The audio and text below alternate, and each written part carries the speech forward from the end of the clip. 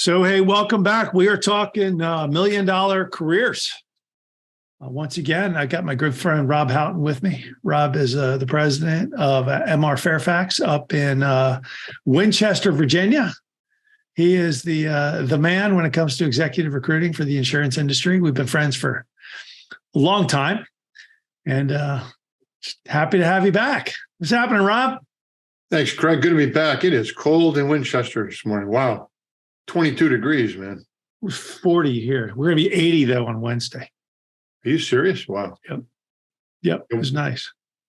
Very cold. But yeah, as always, I'm looking forward to this week and looking forward to the topic of the day, man. Yeah, it was great. It was a good weekend. March Madness is in March Madness. Yeah. Sat out back yesterday with my feet up against the fireplace and I had my AirPods in. I was watching a couple ball games on my iPhone. Absolutely. And, what a great, I love March Madness. Yeah. So, never know what's going to happen, man. Well, that's why. So my wife was asking me, Warren Buffett, is he still giving away $1 billion if you get a perfect bracket? I said, no, I don't think he's doing that anymore. And she's like, has anybody ever done that? I said, if you know something about basketball, if you're a basketball expert, the odds of getting a perfect bracket are 1 in 120 billion. Wow. Holy cow. You think about that. And if you're just flipping coins, it's like 1 in 9 quintillion. I mean, it's the odds are, you probably wrap nickels around the earth and have a better chance of picking. It's like trying to find the right nickel. Yeah, I played basketball in college, Division I, for St. Bonaventure, and I used to try and pick those brackets, and I quickly realized the more you know about basketball, the inside story, the less chance you have, because the March Madness, it all has to do with teams that take on risk, that change things up, that get lucky. There's so many variables in there. It's very difficult to pick. You got to show up. Yeah. Who the hell thought Fairleigh Dickinson would beat Purdue? Purdue showed up every game. They a fantastic season. And then, Fairleigh Dickinson comes in and either who knows? It's, I think what spurred those guys on is I think somebody from Purdue called them fairly ridiculous instead of Fairleigh Dickinson or something. I don't know.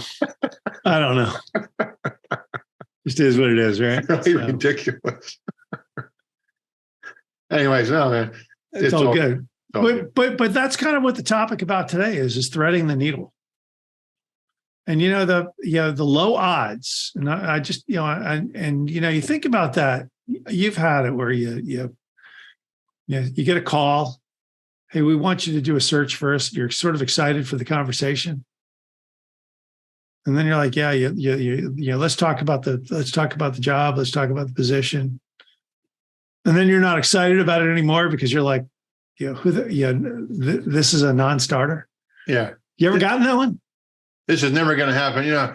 It's usually from like a small agency, like a mom and pop guy. He finally realizes he's got to hire a senior producer or a senior person. And I'm talking with this guy and I'm asking him, like, what is your purpose? Like, what do you have? What can I sell to a candidate to get them interested to even sit for an interview with you? And there's always like this long silence at the end of the phone. And it's like, what do you have to offer? And I start thinking to myself, this is a non-starter. There's no way I'm ever going to be able to find a person to work in this 15-person office in the middle of Timbuktu. And by the way, they have to come into the office 8 to 5, Yeah. What about when it's a premier company? Well, if it's a premier company, then my attitude is, you know what? If anybody could do it, I wouldn't be called, If it was that easy, anybody could do it. And then my pride takes over and I say, look, I will take that search because there's always a way to find a person. There's always a person out there. The question is the right person. There's always a person, but is it the right person? Exactly. Right. And that's why I say threading the needle. Yeah, exactly. And now what I'm starting to do is making people back into the logic.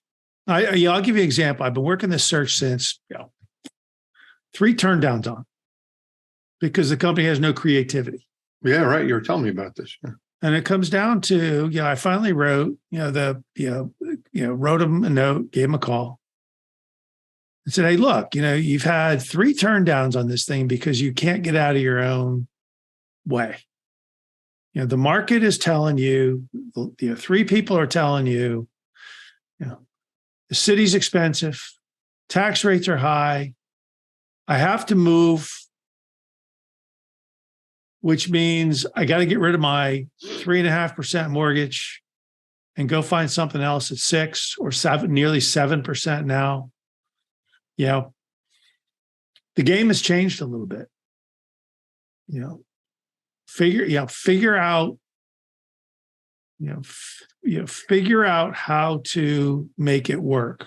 Be creative. And I wonder if people are losing their creativity a little bit.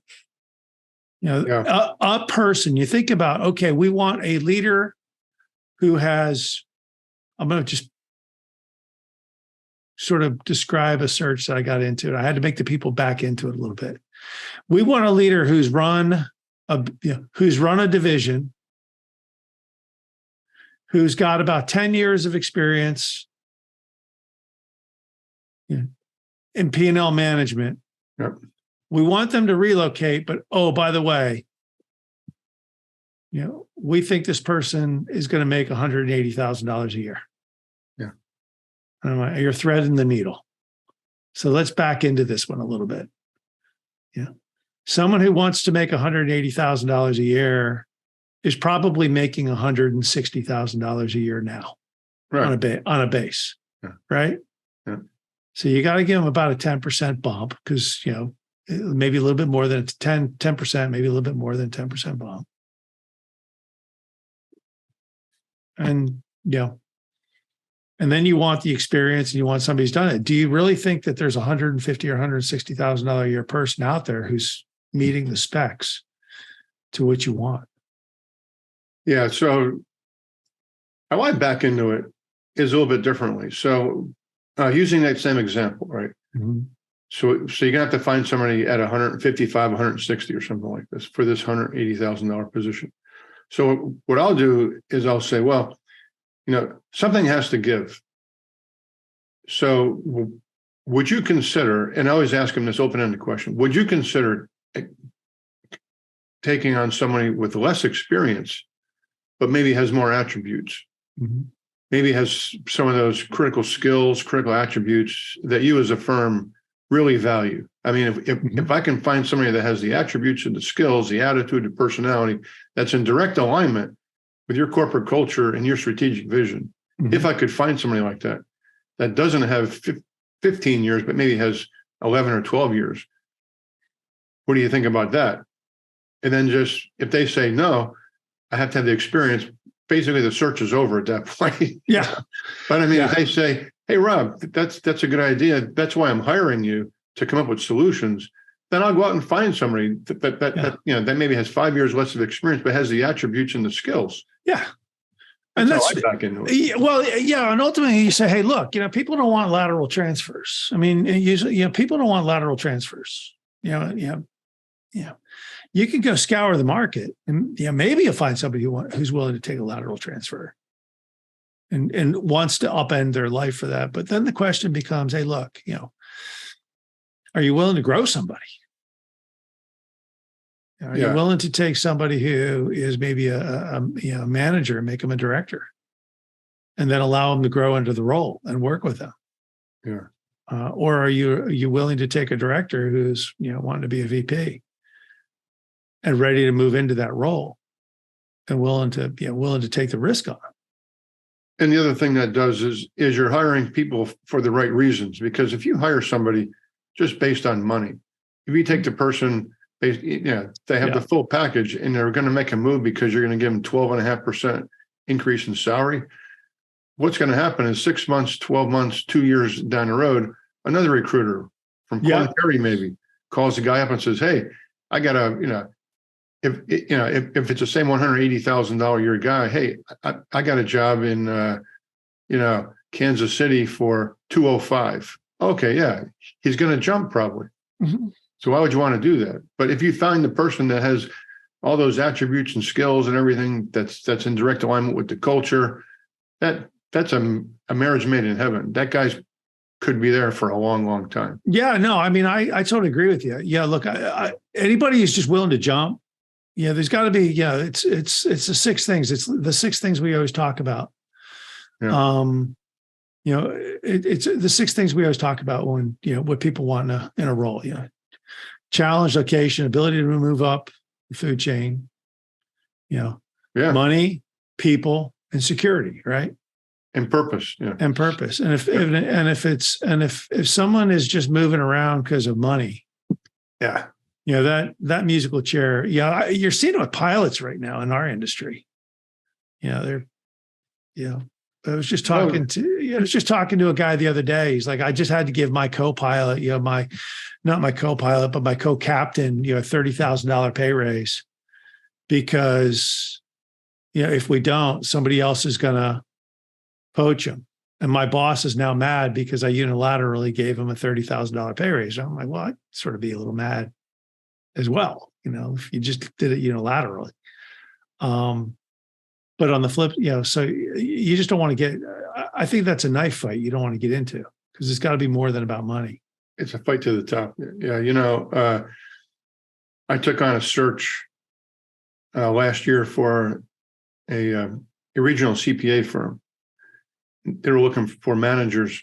And if you go out and find a manager to take a manager's position, it's a fight to the top because it's all about supply and demand. There's just not many CPAs anymore. There's been all sorts of research and articles in Wall Street Journal about, 700,000 CPAs have left the industry and they're going into tech and financial services and all this other stuff. So the only way we could, I skinned that cat was to find like an experienced supervisor who was about 2 years away from the manager level. And then you hire that guy. And then he's taking it for qualitative reasons because, in his existing firm, he sees the writing on the wall that, managers aren't being promoted here. So come work for my client. If you do a really good job in 12 to 18 months, you could make manager. There is a pathway there. So it's more of a qualitative reason as opposed to just taking a big increase in salary. Yeah. One of the things I talk to companies about, and I've had 5 or 6 of these conversations in the last month, is look, figure out what people want for you to become the employer of choice. Exactly. Yeah. We talk about, money's one thing. The ability to run a business is another thing. What's the territory or what's the job look like? What are the 2 or 3 things that people are balking on that you can fix? So that you're not just hoping and praying that you're bringing people in and getting them to stick. You're not threading the needle. You're like you want them immersed in your business. You want them in. What do you need to do to become the employer of choice? And that is the value of an executive search firm, right? As opposed to just a headhunter, somebody who's just sending resumes in. True executive search is all about, being a trusted advisor, recruiting on a consultative basis because we have to get the needs from the client, but we also have to help the client.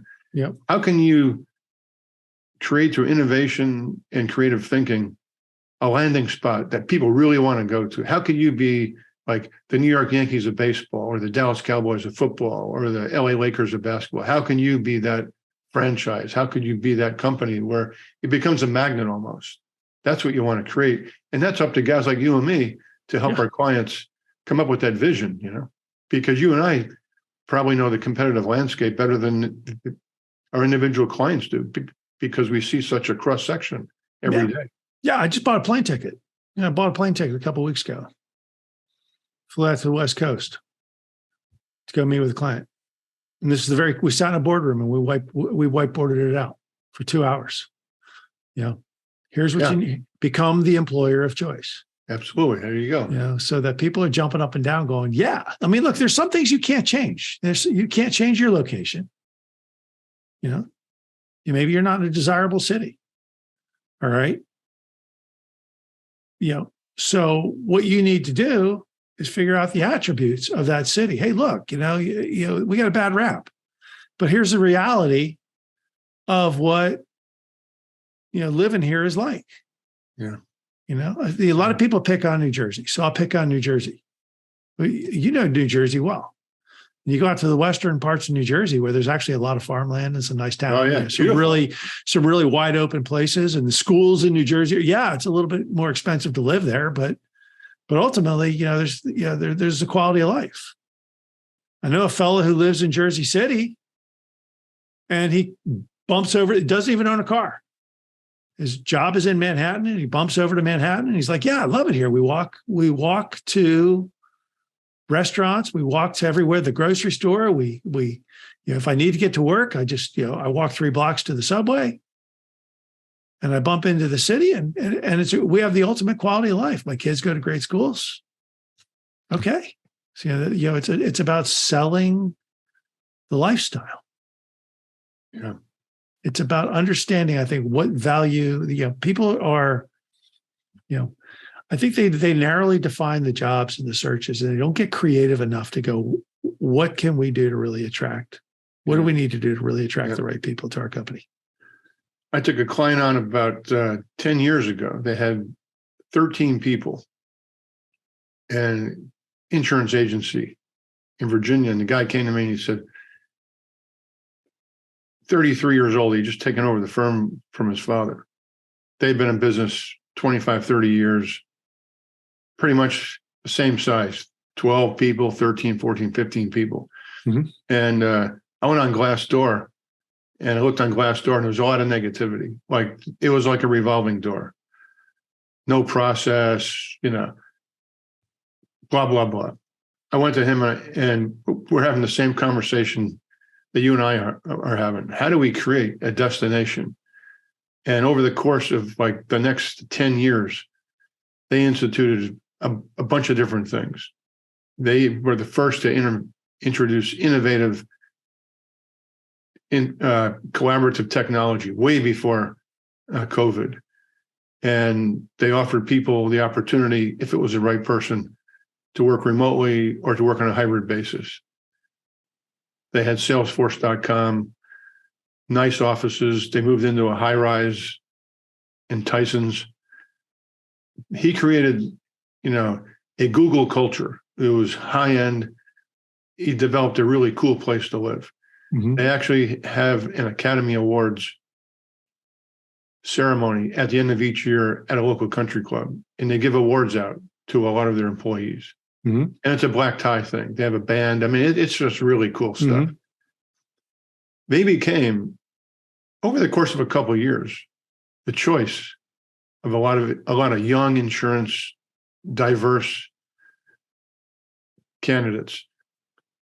I was over there right after the holidays. They've got 75 people now. They grew from 13 people to 75 people. I love it. And their average age is 34 years old. I mean, think about this for a second. So the average age of an insurance agency is probably around 55. Mm-hmm. Probably. And I'm probably being conservative, okay? It's a lot of old people. Nobody wants to go into insurance anymore. It's kind of like accounting now, Everybody goes into tech. But these guys can draw from all over Virginia, Pennsylvania, Maryland, DC, because everybody knows who they are. And it was because they stopped focusing on money and they focused on creating a destination, threading the needle to get from 13 to 75. Let me tell you something, man, we had to thread that needle many, many times. Well, yeah, it sounds like you opened up your aperture though. Instead of threading the needle, you opened the aperture. Yeah. Like, here's what we did. Exactly. I'll tell you, there's That's exactly right. There's a client of mine in Texas. I love what they do. Here's what they do. They bring the person in, they say, look, this is not about you. This is about you and your family. And before we'll put an offer letter in front of you, we want, and it always comes down to, we want you and your wife to sit down and have dinner with us, because we want your wife to understand who we are as people too, or your spouse, not just your wife, your spouse, we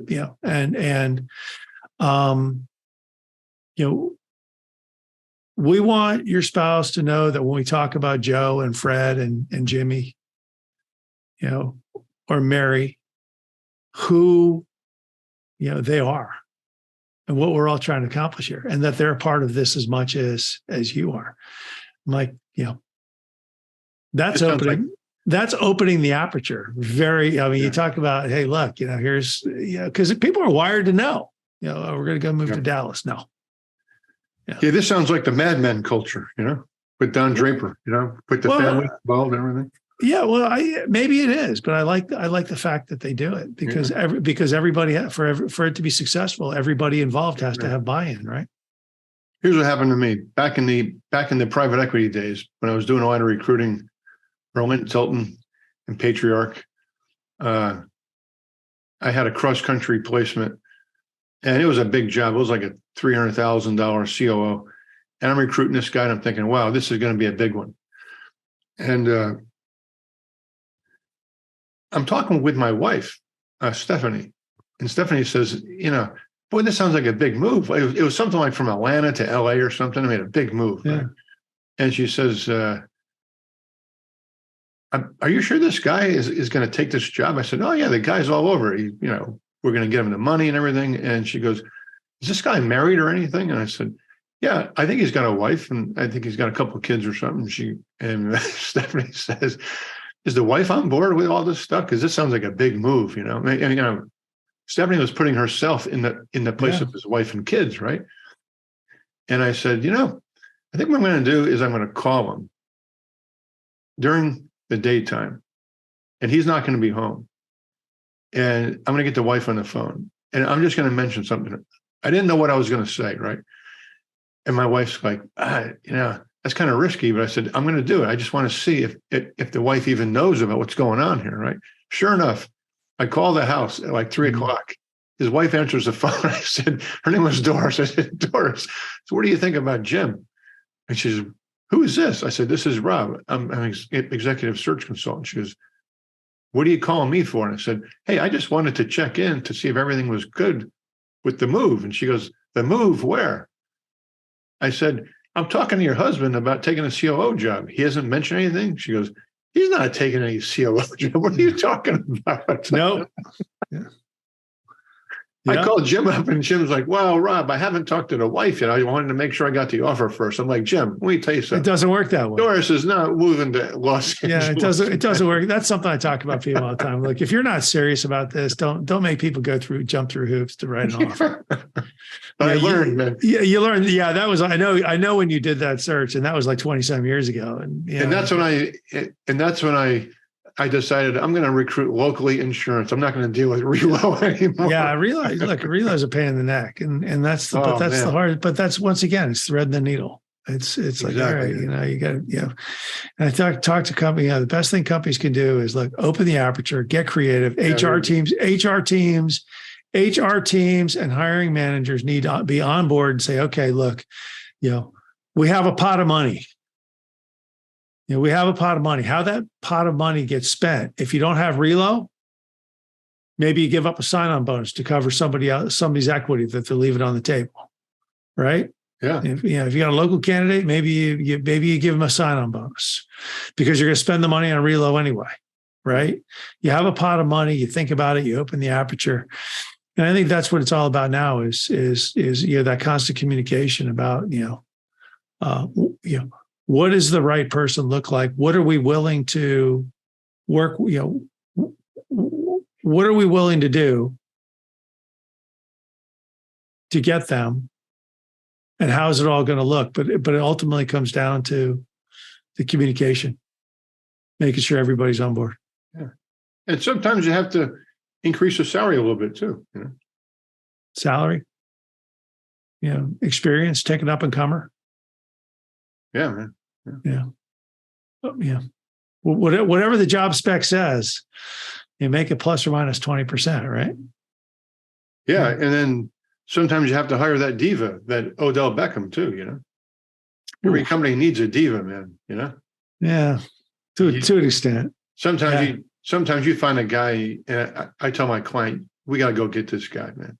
Or we got to go get this gal, man. You have to have this person, man. Because another 10, 20,000 a year, I mean, this person could grow your business by millions. Are you kidding me? Don't get cheap on me here, man, you know? So sometimes you have those conversations too. There's a young lady I placed a couple of years ago, and she's phenomenal.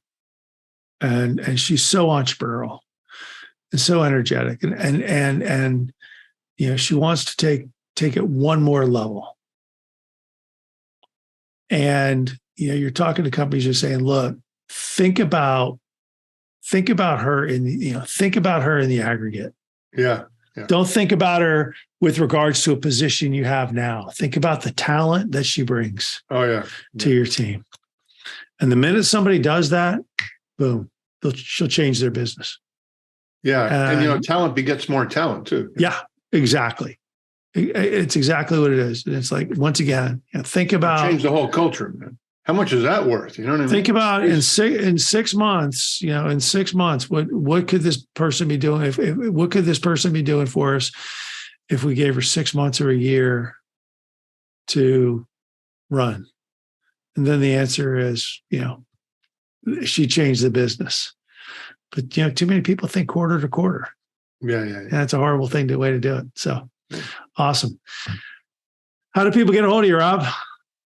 Rob at mrfairfax.com. It's in the bottom left of the screen. I'm all over the internet. I'm going to be doing a series on exactly what we're talking about, headhunting. I'm going to talk about how it's done, why it's done, where it's done, who does it.